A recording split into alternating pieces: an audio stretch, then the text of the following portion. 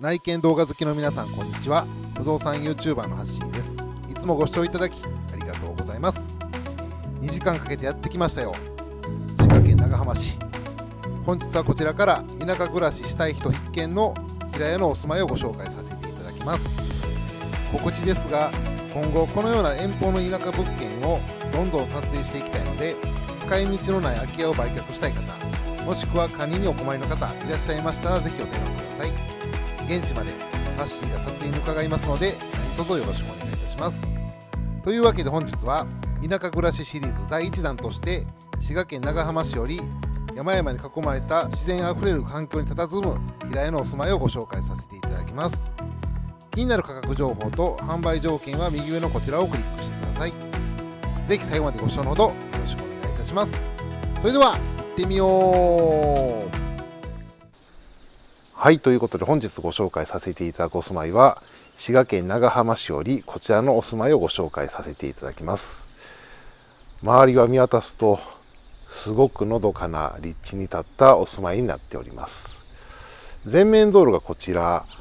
結構広いように見えるんですけども、道路幅員は約 5.6 メーターの東鉄道のお住まいになっております。建物はね、見ていただくとすごく昭和感漂うお住まいなんですけれども、実はこのお住まい平成2年建築なんですね。意外と新しいんですよ。とはいえ築34年経ってますんで、築年数から言うとまあそこそこ古い建物ではあるんですが、見た感じがね、この日本家屋みたいな形の作りをされた平成のお住まいになっております。そして平屋建てということで、結構皆さんね、平屋建てお好きな方多いと思うんですよね。土地面積につきましては約68坪で、こちらシャッター付きの車庫スペースのような部分もついておりまして、中についてはちょっと今物があるので車を止めるにはちょっとあれなんですけれども、こういった農機具とかは置けそうな倉庫スペースもついております。そしてこちらの倉庫の隣にももう一つ波板で作られた物置スペースがあるんですが、これはちょっとね、ここの留め具はちょっと外せなかったので中はご覧いただけないんですけれども、こちらもついて約68坪の敷地になっております。駐車場につきましては、ちょっとこのスペースについてはちょっと奥が尻つぼみになっているんで止めにくいんですが、私の車でしたらこういった形で横付けで止めていただくことができるようになっております。はい、道路からもはみ出てないですね。はい。で、こちら正面玄関あるんですけれども、この周りもね、ずっとぐるっと回っていきますので、まず外回りからご紹介していきたいと思います。この石なんかも踏み台がね、すごく立派な石を使われてまして、こちらがちょうど南側にあたりまして、比較的広く取ってありますね。平屋ということなのでバルコニー等がないので、こちらに物干し台を置いていただいて洗濯物を干していただくと良さそうです。のどかですね。田舎暮らしをしたい方にはとても最適な立地ではないですかね。そしてこんな感じで南側に、小川じゃないですけど、比較的綺麗な水がね、南側に流れております。あと西側につきましては、お隣にお住まいがあって、そのお住まいの方の通路をね、挟んでますので、ちょうど西側も空いております。ここに波板がありますので、ここでもね、洗濯物は干したりはできそうですね。で、おそらくこの波板はお隣の方との目隠しになっているんではないでしょうか。はい。上の部分のね、ひさしなんかも、本当に平成に立ったお住まいには見えないですよね。あと、やっぱ田舎暮らしになりますんで、ガスは個別プロパンになっているようですね。裏側にコンセントもありますし、でこちらに水栓がついておりますので、伸ばしていただいてもいいですし、まあ正面にも水栓はついてますね。あとこちら勝手口もありますので、はい、玄関から出ずにこの勝手口から、はい、お外に出ていただけるようにもなっております。それでは早速気になる室内をご紹介させていただきます。オープン。おー、いいですね。外観の日本家屋風の建物のイメージを崩すことのない内装になっていますね。はい。玄関スペースはかなり広く取ってありまして、ここに引き戸があるんですけれども、この引き戸またすごくアンティーク、本当に日本家屋らしい建具になっておりまして、ちょっとお部屋に入っていただくためにはちょっとここ高さあるんですけども、そのためにこちら踏み台があるわけなんですが、この踏み台自身も実はこのように腰掛けていただくのにも十分幅があるんですね。で、高さもあるんで、靴をね、履いていただきやすい、座りやすい踏み台になっております。はい。これ結構重宝しそうな感じですね。いいと思います。そして入っていただいて、右側にはこのような下駄箱がありますので、不要な靴については、たくさんは入らないですけども、こちらにしまっていただけるようになっております。こちらは傘立てですかね。これもなんか、この家屋に合わせた形のものを準備されておられるように思います。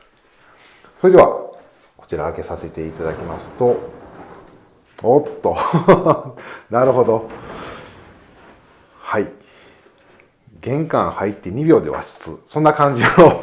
スペースになっているんですが、約6畳の和室スペースになっております。上につきましては、このような天井になっておりまして、すごく雰囲気がありますよね。で、上は欄間で、この辺りは土壁ですかね。はい。見る限り、平屋建てなので、雨漏れとかの跡はどうもなさそうですね。はい。こんな感じの和室スペースになっております。で、結構たくさん引き戸があったりするんですが、まずこの右側の襖から開けさせていただくと、こちらも同じく約6畳ですね。はい。で、こちらにつきましては2つ窓がありまして、正面の窓につきまして、北側の、はい、窓になっておりまして、こっちが東側ですね。はい。で、ここの障子がですね、上と下に分かれてるんですよ。で、ここ真ん中にレールがあるんですが、これね、ちょっとやっぱり立て付けが悪くなってきてるので、ちょっと硬いんで、この辺ちょっと手入れは必要かなというふうに思うんですが、これ別に2つに分けていただかなくて、1つにしといていただいた方が便利だと思うんですけど、何かあってこうされてるんでしょうね。上だけ隠して下だけ開けてみたいな形にしたかったのかなちょっとわかりませんけどね。そしてこちら押し入れスペースがありまして、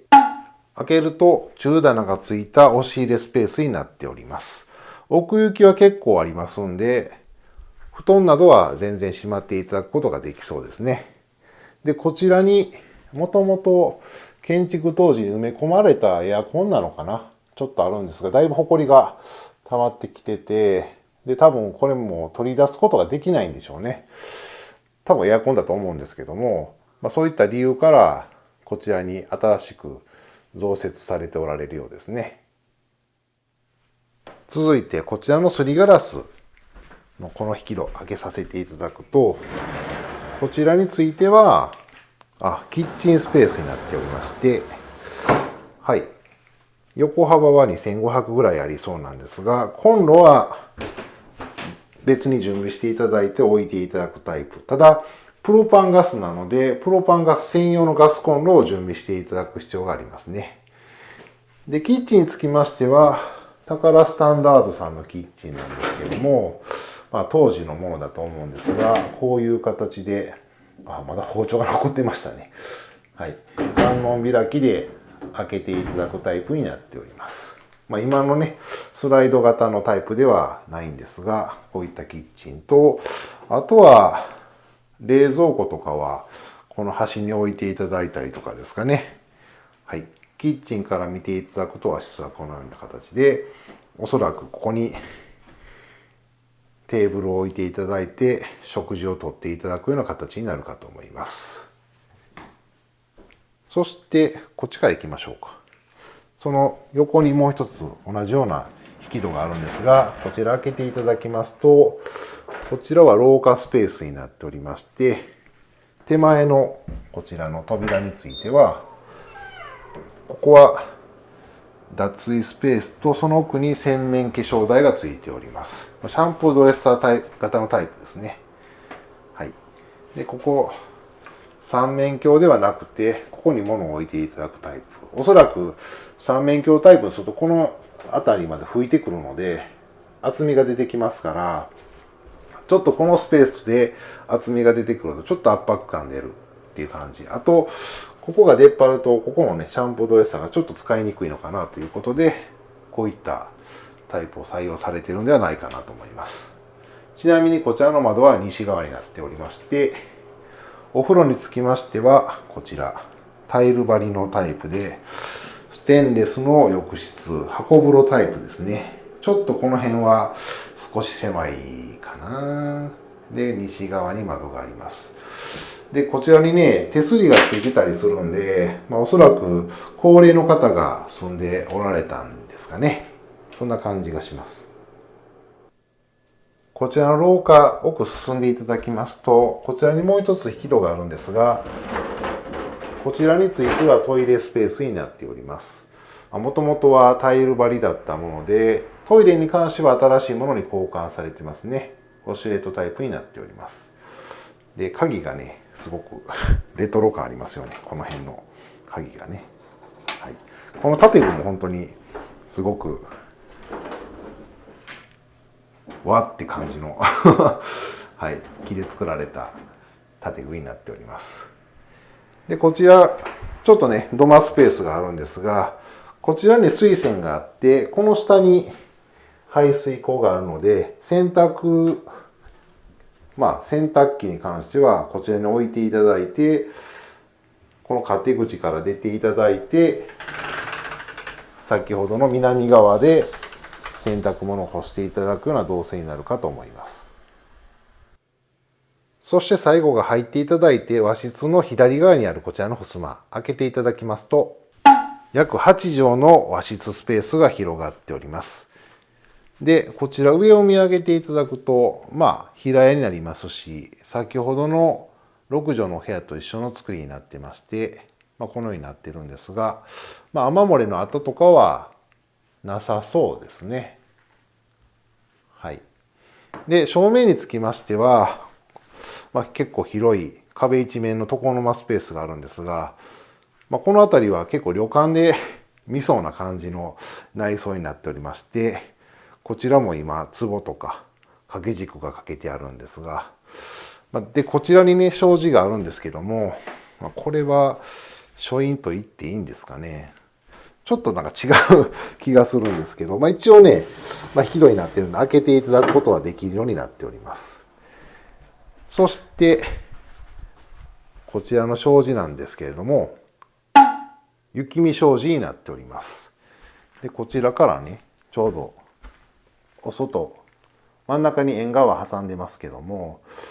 見ることできるんですが、あんまりですね、庭っていう庭ではないので、雪見障子としてなんか見るロケーションとしてはちょっと弱い感じがするんですけどね。一応ここの障子につきましては雪見障子で、はい、整えておられます。はい。でこちら東側に広い縁側がありまして、先ほど外でご紹介させていただいた、踏み台がこちらにございます。こちらからちょうどお外にも出られるようになっております。でこちら雨戸あるんですけど、これちょっとさっき開けさせていただいたんですけどね、4枚ここに入るんですけど、ちょっとね、ここがね手が入らなくて全部しまうことできなかったんですね。だからちょっと中途半端なしまいになってるんですが、一応ねどのお部屋にもこういった戸袋式の雨戸がついております。そして縁側につきましては奥から見ていただくとこのようになっております。縁側の反対側には押し入れタイプなんですが、中棚がない収納スペースがついております。こちらは洋服をかけたりされてたんですかね。ちょっと中にフックをかけておられたりとか、一応中にですね、中棚が一応はあるんですね。はい。で、最後がこちら。この引き戸開けていただくと、こちらもちょっと狭めではあるんですが、縁側スペースがありまして、ここを通して西側に出られるようになっております。はい。ここに波板がね、ついてて先ほどご紹介させていただいたんですけども、お隣さんとの目隠しでつけておられるんではないかなということなんですが、まあ、部屋から見ていただくと、このように、まあ、若干透けてますけどね、はい。それなりの目隠しにはなっているんではないかなと思います。はい、ということでいかがだったでしょうか。今回の住まいは昭和レトロ感が漂う佇まいでしたが、築年数は意外にも平成建築と雨戸や建具に調整が必要ですが、屋根や建物躯体には大きな手入れは必要なさそうな感じがしました。また周囲を見渡せば山々に囲まれて、少し歩けば小川があり、田舎暮らしを満喫できる住環境ではないでしょうか。もちろん不便だからこその田舎なので、道前にはバスも通っていますが、ご覧の通りの本数です。